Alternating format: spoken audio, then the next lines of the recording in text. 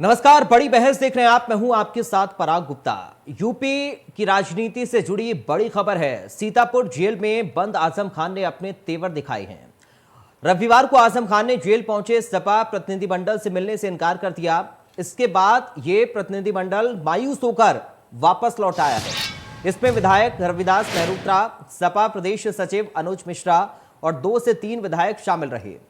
2 दिन पहले यानी 22 अप्रैल को शिवपाल यादव जेल पहुंचे थे। तब आजम की उनसे करीब 1 घंटे तक मुलाकात हुई थी। अखिलेश से नाराज उनके चाचा शिवपाल से मुलाकात के बाद सपा का डेलीगेशन की ये मुलाकात काफी अहम मानी जा रही थी। हाल ही में रामपुर में आजम खान के मीडिया प्रभारी फसाद अली ने अखिलेश यादव पर जमकर निशाना साधा था। फसाद ने कहा था कि सीएम योगी ने सही कहा था कि अखिलेश नहीं चाहते आजम खान साहब जेल से बाहर आए। अखिलेश यादव ने आजम खान की बलि दे दी है, हमें बीजेपी का दुश्मन बना दिया है। आजम की अखिलेश से नाराजगी की खबरों के बाद रालोद के अध्यक्ष जयंत चौधरी रामपुर में आजम खान के घर पहुंचे थे। उनकी पत्नी और बेटे से बंद कमरे में मुलाकात की थी। मुलाकात के बाद जयंत चौधरी ने कहा था कि यूपी को नया विकल्प चाहिए। आजम से मिलने के बाद शिवपाल ने कहा था कि आजम खान को राजनीति का लंबा अनुभव है। समाजवादी पार्टी को उनकी लड़ाई लड़नी चाहिए थी, लेकिन नहीं लड़ी गई।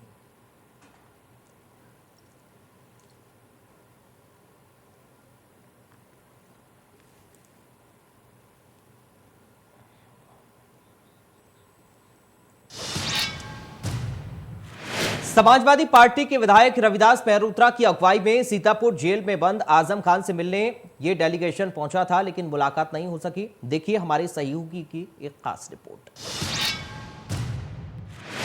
सीतापुर जेल में बंद समाजवादी पार्टी के विधायक आजम खान ने आज समाजवादी पार्टी के डेलीगेशन से मिलने से मना किया है। ऐसी खबरें जेल के अंदर से सूत्रों के हवाले से आ रही हैं। हालांकि जेल प्रशासन ने कहा है कि आजम खान की तबीयत खराब है, लेकिन सबसे बड़ा मुद्दा यही है कि आजम खान क्यों समाजवादी पार्टी के डेलीगेशन से नहीं मिले या जेल प्रशासन ने उनको मिलने ही नहीं दिया, क्योंकि आजम खान की नाराजगी चल रही है। समाजवादी पार्टी के मुखिया अखिलेश यादव पर आजम खान के करीबियों ने निशाना साधा है। इस बीच शिवपाल यादव ने मुलाकात किया है, वहीं जयंत चौधरी रामपुर पहुंचे थे। इन सारी खबरों के बीच में जब समाजवादी पार्टी के डेलीगेशन से आजम खान की मुलाकात नहीं होती है, तो इस बात के ज़्यादा कयास लगाए जा रहे हैं कि आजम खान की दूरियां अब समाजवादी पार्टी और सपा मुखिया अखिलेश यादव से बढ़ गई हैं। कैमरामैन आमिश के साथ नरेंद्र यादव, इंडिया न्यूज, लखनऊ।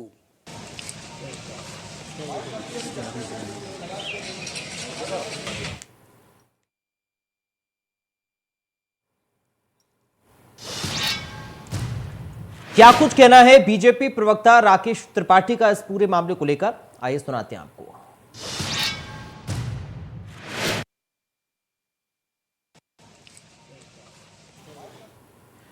तो चलिए सुनाएंगे आपको राकेश त्रिपाठी का बयान, लेकिन उससे पहले ये समझना बहुत ज़्यादा ज़रूरी है कि आखिर क्या चल रहा है समाजवादी पार्टी में आजम खान अखिलेश यादव के बीच में।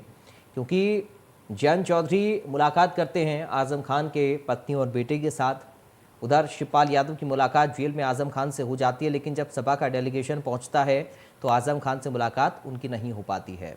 जयंत चौधरी कहते हैं कि विकल्प की ज़रूरत है और शिवपाल सिंह यादव कहते हैं कि मैं योगी आदित्यनाथ से बात करूंगा आजम खान के बारे में।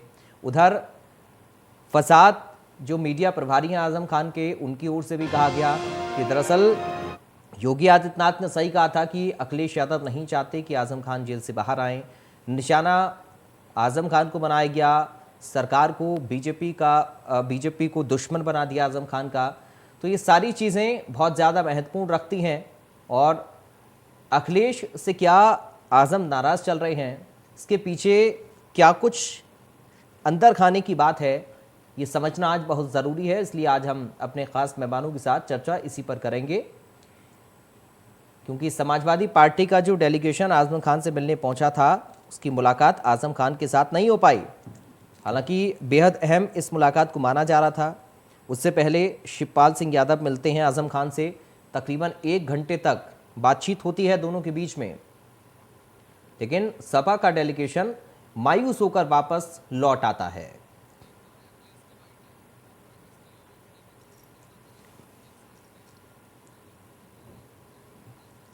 तो इस पूरे मामले पर समाजवादी पार्टी के मुखिया अखिलेश यादव क्या कुछ कह रहे हैं और बीजेपी के प्रवक्ता राकेश त्रिपाठी क्या कुछ कह रहे हैं, सुनाते हैं आपको। ये सरकार लगातार चल रही है, तो इस सरकार में जो आंकड़े आ रहे हैं, जो ज़मीन पर दिखाई दे रहा है, कोई सुरक्षित नहीं है। हमारे पत्रकार साथी अगर सच्चाई दिखा देंगे तो हो सकता है उन्हें जेल जाना पड़े। बलिया के अभी भी पत्रकार इंतज़ार कर रहे हैं कि कब उन पर मुकदमा ख़त्म होगा। वो जेल में हैं, और जेल में इसलिए हैं कि उन्होंने पर्दाफाश कर दिया था कि क्वेश्चन पेपर कहाँ से आउट हो रहा है। मुझे याद है सरकार बनते ही अयोध्या जैसी धरती पर घटना हुई, 5 साल की बेटी के साथ घटना हुई, उसको केजीएमयू में एडमिट होना पड़ा, इलाज चला, दवाई उसके पिताजी को बाहर से खरीदनी पड़ी, जैसे तैसे इलाज हुआ, और इलाज 1 दिन 2 दिन 1 हफ्ते का इलाज नहीं, 1 साल इलाज चलेगा। मैं ये जानना चाहता हूँ कि अयोध्या में जिस जगह पर 5 साल की बेटी के साथ अन्याय हुआ हो, दुराचार हुआ हो, क्या उस आश्रम पर ये सरकार बुलडोजर चलाएगी कि नहीं चलाएगी? अखिलेश यादव जी के चिंतन में जाति से आगे अभी भी कुछ नहीं जाता है। बार बार गोरक्षनाथ पीठाधीश्वर की जाति बता करके वो अपमानित करने का प्रयास करते हैं।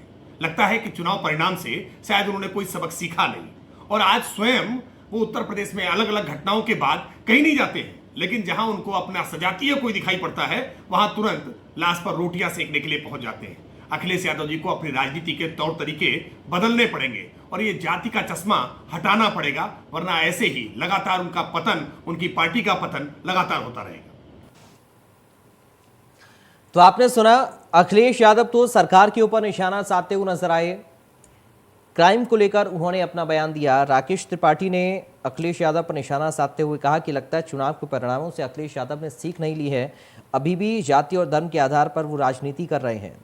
तो आरोप प्रत्यारोप सपा और बीजेपी के बीच में चल रहे हैं, लेकिन महत्वपूर्ण सवाल आज का यही है कि आजम खान और अखिलेश यादव के रिश्तों में क्या कड़वाहट आ गई है। क्यों आजम खान सपा के नेताओं से नहीं मिलना चाहते हैं? शिवपाल यादव से मुलाकात तो की, लेकिन सपा के डेलीगेशन से मुलाकात क्यों नहीं हो पाई? आज इसको हम समझने की कोशिश करेंगे। कुछ खास मेहमान हमारे साथ जुड़ गए हैं, सीधा आपका परिचय करा दें। बीजेपी से प्रवक्ता हैं कंचन द्विवेदी। कंचन जी, आपका स्वागत है। समाजवादी पार्टी से नेता हैं मनोज पोरवाल जी, आपका स्वागत है। वरिष्ठ पत्रकार हैं हमारे साथ योगेश सोनी जी, आपका स्वागत है। सबसे पहले मनोज पोरवाल जी, शुरुआत में आज आपके साथ कर रहा हूं। क्या कुछ खटपट अंदर समाजवादी पार्टी के भीतर ही चल रहा है सर? आजम खान और अखिलेश यादव के बीच में क्या कोई दिक्कत चल रही है? क्यों सपा की डेलीगेशन से आजम खान साहब की मुलाकात नहीं हो पाई है? उससे पहले शिवपाल यादव के साथ तो तकरीबन 1 घंटे तक खूब चर्चा हुई थी। क्या कुछ खबरें हैं सर, और क्या इसको लेकर पार्टी कुछ कर रही है? क्योंकि आपके बड़े नेता ये भी कह रहे हैं कि आजम खान बड़े पुराने लीडर हैं और पार्टी को उनकी जरूरत भी है। मनोज जी, देखिए, आपको जो जेल प्रशासन ने बताया है कि वे अस्वस्थ हैं, इसलिए नहीं मिले हैं। अब हम लोग कयास लगा रहे हैं कि उनकी नाराजगी की वजह से नहीं मिले हैं, लेकिन फिर भी हम मान सकते हैं कि उनकी नाराजगी भी होगी और कुछ अस्वस्थ भी होंगे, तो हो सकता है इसलिए भी न मिले कोई नाराजगी है। लेकिन मैं ये फिर कहना चाहता हूँ कि आजम खान साहब, नेताजी और माननीय शिवपाल सिंह सब लोग संस्थापक हैं समाजवादी पार्टी के, और जो लोग वृक्ष लगाते हैं वो नाराज तो हो सकते हैं, लेकिन वृक्ष काटने का काम नहीं कर सकते हैं। हमारा मानना है कि आजम खान साहब और शिवपाल साहब जो है, दोनों लोग मिलकर समाजवादी पार्टी को आगे बढ़ाने का काम करेंगे। नाराजगी थोड़े बहुत दिन होगी, पहले भी हुई थी, चुनाव पहले भी थी, इसके बाद भी हो रही है। आपके यानी है नाराजगी है मनोज जी?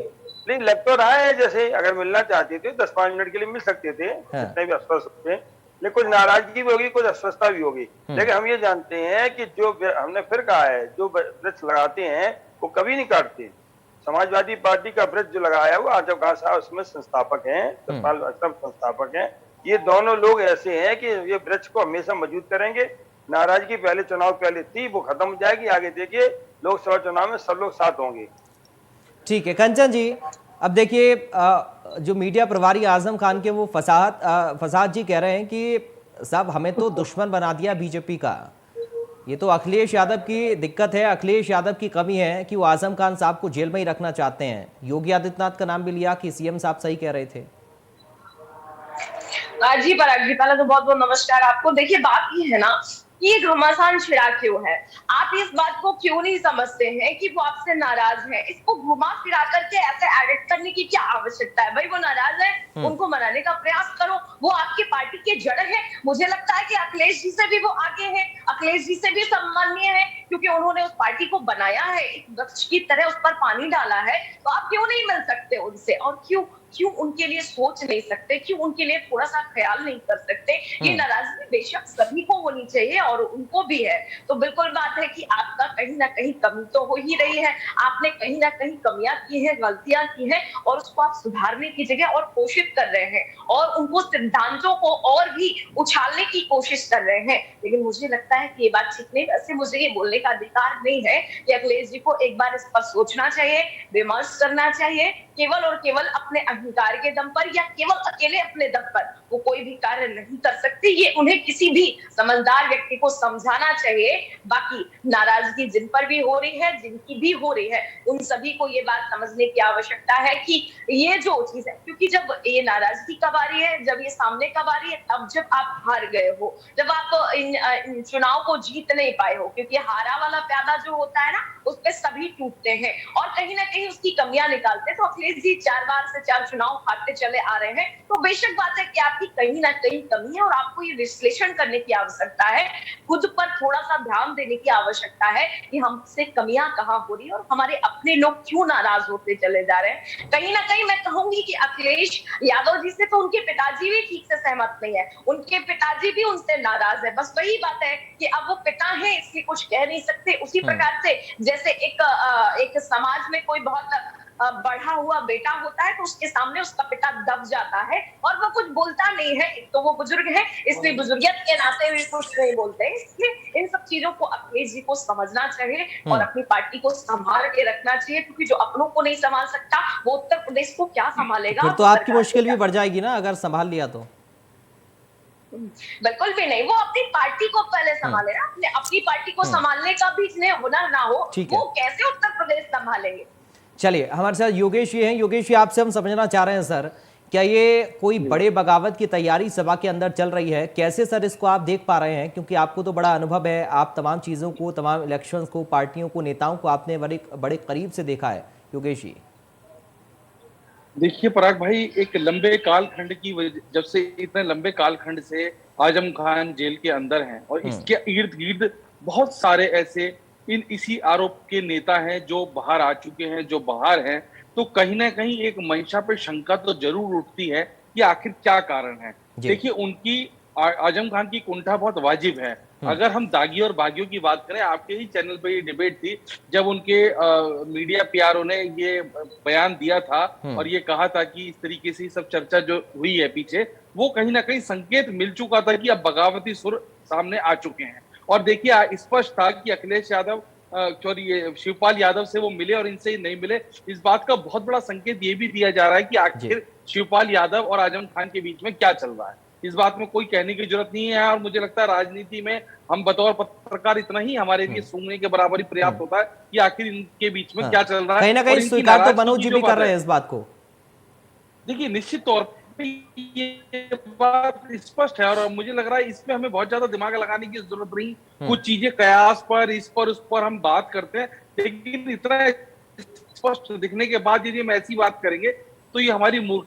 देखिए आजम खान, इस बात में कोई दो राय नहीं है कि वो समाजवादी पार्टी के कितने मजबूत और कितने अहम पिलर हैं, इस बात को बताने की जरूरत नहीं है। लेकिन आज जो है, जो एक कभी साइकिल वाली समाजवादी पार्टी थी, आज वो बाइसिकल वाली बन गई है ना। तो कहने का अब बहुत कुछ बदल गया है। अखिलेश यादव की देखिए हम बात करें तो वो पुराने उन रिश्तों को जो उनके पिताजी के समय पे है, उनको वो जबरदस्ती ढोने के मोड़े में नहीं रखते हैं। तो बात अगर हम आजम खान की कर रहे हैं तो यहाँ पर उनके सामने जो इतना लंबा समय उनका जेल बीत गया, क्योंकि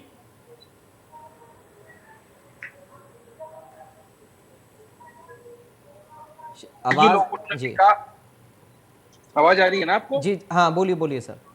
हाँ, तो मेरा कहने का मतलब ये है कि जो बागी होना और बागी और दागियों वाली बात है, वो कहीं ना कहीं इस बात को घर करती हैं। और देखिए आजम खान का जो मसला है वो कोई अपने आप में कम चीज नहीं है और निश्चित तौर पर जैसे जब बाहर आएंगे, अगर उन्होंने इनके खिलाफ पार्टी बना, मतलब कोई अपनी पार्टी बना ली है, किसी दूसरी पार्टी में शामिल हो गए, तो निश्चित तौर पर ये सपा के लिए बहुत बहुत परेशानी की बात हो जाएगी पराग। ठीक है मनोज जी, संभाल क्यों नहीं पा रहे हैं अखिलेश यादव? जैसा कि योगेश जी भी अभी जिक्र कर रहे थे, ढूंढना नहीं चाह रहे हैं पुराने रिश्तों को। इतने बड़े बड़े आपकी पार्टी के नेता, देखिए चाचा जी आपसे कैसे पिछले दिनों आवाज आ रही है आपको? हेलो मनोज जी, आप सुन पा रहे हैं क्या मुझे? हेलो मनोज जी अनम्यूट करिए आप। आवाज डिस्टर्ब हो रही है। मनोज जी आपको आवाज मिल रही है हमारी? हेलो मनोज जी, क्या आप मुझे सुन पा रहे हैं? अभी आवाज आपकी डिस्टर्ब आ रही है, कट के अब आ रही है सर आवाज मेरी आपको? हाँ अब आ रही है। ठीक है मनोज जी, सवाल मेरा ये है कि अखिलेश यादव क्यों पुराने रिश्तों को निभा नहीं पा रहे हैं? पार्टी के इतने बड़े बड़े नेताओं की पार्टी से नाराजगी, पार्टी से दूरियां, क्या अखिलेश यादव को अभी भी इस बात की चिंता नहीं है कि पार्टी खंड खंड हो रही है, पार्टी में अलग अलग धड़े बट रहे हैं? पहले शिवपाल सिंह यादव अलग हुए और अब बड़ा नेता जिनको माना जाता है आपकी पार्टी का आजम खान, उनकी नाराजगी क्या एक बड़े संकट का संदेश नहीं दे रही है आपको? अलग नहीं हो रहे हैं, शिवपाल सर जो है अलग नहीं हुए थे, नाराजगी थी और थोड़े दिन अलग पार्टी बना ली शिवपाल सिंह यादव ने, और कितना अलग ये होंगे? बात आप आप बाद में आकर एक हुए, परिवार एक हुआ, सारी चीजें ठीक है, लेकिन पार्टी अलग बनाना, मनोज जी प्लीज, मनोज जी पार्टी अलग बनाने को आप अलग होना नहीं कहेंगे क्या? नहीं, पार्टी अलग बनाई, लेकिन चुनाव के साथ में तो सब लोग थे साथ में। सर परिवार है, एक बार फिर से मिल गया परिवार, उसमें क्या है, लेकिन पार्टी तो अलग बनाई ना उन्होंने। समाजवादी पार्टी परिवार है, समाजवादी पार्टी के संस्थापक हैं आजम खान साहब, शिवपाल सिंह, ये कभी अलग नहीं होंगे। संस्थापक लोग जो है हमेशा पेड़ को सींचने काम करते हैं, कभी काटने काम नहीं करते। आप देखना ये लोग नहीं अलग होंगे, मेरा विश्वास है कि समाजवादी पार्टी मौजूद करेंगे। कुछ नाराज तो चलिए एक सवाल का और जवाब दीजिए फिर मेरे। जब मीडिया ने शिवपाल सिंह यादव से पूछा बीजेपी में शामिल होने के सवाल पर, तो उन्होंने कहा कि वक्त आने पर मैं जवाब दूंगा। क्यों कहा ऐसा? कहते नहीं साहब, मैं समाजवादी पार्टी को मैंने खड़ा किया है और मैं समाजवादी पार्टी के साथ ही रहूंगा।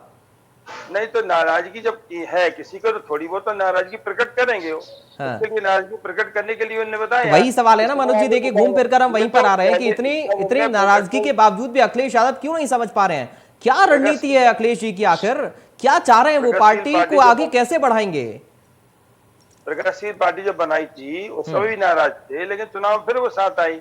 हाँ। तो हमारा मानना है कि अभी नाराजगी है, वक्त आने बताएगा। वक्त आने का तो जब वक्त आया विधानसभा के चुनाव, एमएलसी चुनाव तो साथ हो गए। तो हमारा ये मानना है कि हम बता रहे हैं कि ये परिवार है, परिवार में खटपट होती है, लेकिन नेताजी इतने प्रभावशाली व्यक्ति है, परिवार को क्या पूरे तो नेताजी की सुन रहे हैं क्या अखिलेश जी? तो वो सुनना नहीं, करेंगे सुनेंगे, और सुन रहे हैं, क्यों नहीं सुन रहे भैया। चलिए ठीक है, इसको मैं योगेश जी से समझूंगा, लेकिन उससे पहले कंचन जी एक सवाल आपसे है। अखिलेश यादव ने जब मीडिया से बातचीत की, उन्होंने सीधा सरकार के ऊपर निशाना ये साधा कि साहब आपसे लॉ एंड ऑर्डर नहीं संभल रहा है।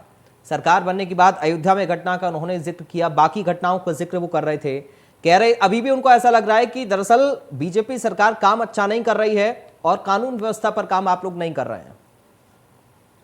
देखिए ये हारे हुए प्यादे हैं, और हारे हुए प्यादे तो आप देखते हैं कि कितना फड़फड़ा रहे हैं, इनकी पार्टी में ही कितनी फड़फड़ाहट है। ये अखिलेश यादव जी को शायद दिख नहीं रहा है, या वो देखना नहीं चाहते, या फिर वो सोच रहे हैं कि हम अकेले ही पार्टी संभाल लेंगे। ये तो उनकी बुद्धिमत्ता पर सवाल उठता है। बाकी अगर वो ऐसा कहते हैं कि सरकार हम संभाल नहीं पा रहे हैं, तो ये मैं क्या बोलूं, लेकिन वो थोड़ा सा जनता के ऊपर भी, थोड़ा नहीं पूरा ही जनता के ऊपर सवाल खड़ा कर रहे हैं, क्योंकि जनता ने हमारी सरकार को दोबारा से चुना है। तो इसका मतलब है कि उन्हें जनता की वैल्यू नहीं है, इसका मतलब है जनता के वोट की वैल्यू नहीं। जनता को वो समझते क्या है, जनता को वो जानते क्या है, कि मतलब वो जो भी चाहेंगे, जैसे भी चाहेंगे, 2 से 4 महीने पहले आएंगे, पहले ट्विटर पर रहेंगे, इसके बाद में वहीं पर राजनीति करेंगे, 2-4 महीने पहले आकर के सड़कों पर आएंगे और जनता बेवकूफ बन जाएगी। आप जब चाहेंगे, जैसे चाहेंगे, जनता से वोट ले लेंगे और आपको सिंहासन मिल जाएगा। आपके लिए गुंडागर्दी करने के लिए, आपके अत्याचारों के लिए, आपके हर प्रकार के विनाशों के लिए, आपकी इन सारी चीजों के लिए जनता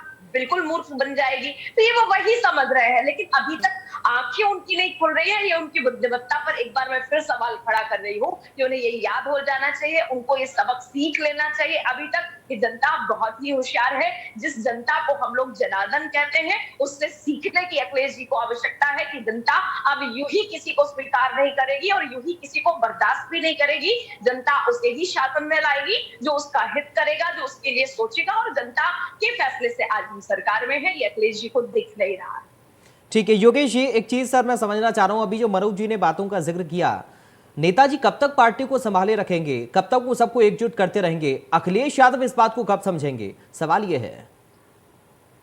देखिए, अखिलेश यादव जिस सपा को संभाले हुए हैं, आप आजम खान और शिवपाल की बात कर रहे हैं, लेकिन करीब करीब 125 ऐसे नेता हैं जो मुलायम सिंह यादव के बहुत करीबी थे और आज वो सपा में नाम के लिए भी नहीं रह रहे हैं। ये 2-3 नाम जो हमें पता है, जो इनके करीबी थे, संस्थापक थे, तो हम इन्हीं का जिक्र करते हैं। मैं फिर बता रहा हूँ, देखिए अखिलेश यादव जब सरकार में थे, अगर हम पुराने कालखंड की बात करें, जो उन्होंने 5 साल का उन्होंने रहा है, तो उसके अंदर भी मुलायम सिंह यादव से उनकी टेबल मंच के ऊपर भी कितनी बार मतलब नोकझोंक हुई है, जो हमने खुले तौर पे तमाम वीडियो, तमाम चीजें देखी और हमने कवर किया, तो हमने देखा। तो वो उन रिश्तों को या उन बातों को नहीं लेके चलना चाहते जो पुराने दौर में उनके साथ थे। ये बदलाव की बयार है, ये अलग बात है। अगर हम सिर्फ हमारी डिबेट का जो टॉपिक आजम खान को लेके है, तो आजम खान यकीन मानिए कि मुस्लिम वोटर्स बहुत साधने में सार्थक रहे हैं हमेशा, और उन्होंने उसी तर्ज पे आज भी चुनाव लड़ा और इन सब बातों को बांध के रखा। और शिवपाल यादव की हम बात करें तो शिवपाल यादव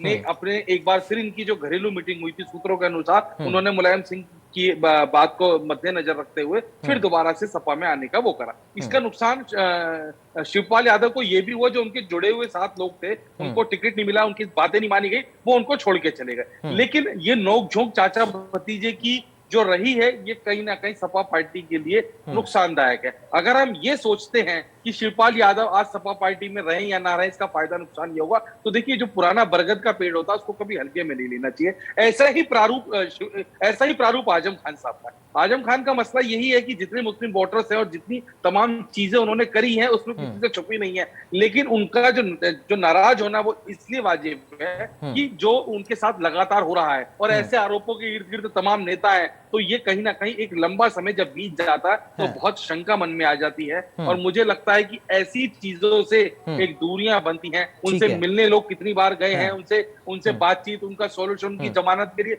कुछ ऐसा नहीं हुआ, तो ये बात एक समय तक तो आप किसी को टरका सकते हो। जैसे आप किसी को 12 बजे पहुंचने का समय दे दो, उसको बोलो मैं 10 मिनट में आ रहा हूँ, 20 मिनट में आ रहा हूँ, 1 घंटे में आ रहा हूँ, लेकिन जब शाम के 5 बज जाएंगे और आपको लगेगा कि वो मूर्ख बना रहे हैं, तो वो नहीं है। यही कारण है पराग, यही इस समय आजम खान प्रकरण में। ठीक है, चलिए, चूंकि आज समय हमारे पास इतना ही है चर्चा के लिए, इसलिए बहुत शुक्रिया। योगेश सोनी जी आपका, कंचन द्विवेदी जी आपका बहुत शुक्रिया, मनोज पुरवाल जी आपका बहुत शुक्रिया। चर्चा आजम खान को लेकर है, उनसे उनकी नाराजगी को लेकर है, समाजवादी पार्टी या फिर अखिलेश यादव के साथ। लेकिन जैसे जैसे समय बीतता जा रहा है, कि दुनिया की ओर बढ़ती जा रही है, एक बड़ा सवाल बना हुआ है, और कैसे इस पर अखिलेश यादव अपनी रणनीति तैयार कर रहे हैं, ये देखना बेहद अहम आगे के लिए होगा। फिलहाल दीजिए बड़ी बहस से मुझे इजाजत, बाकी खबरों के लिए आप देखते रहिए इंडिया न्यूज।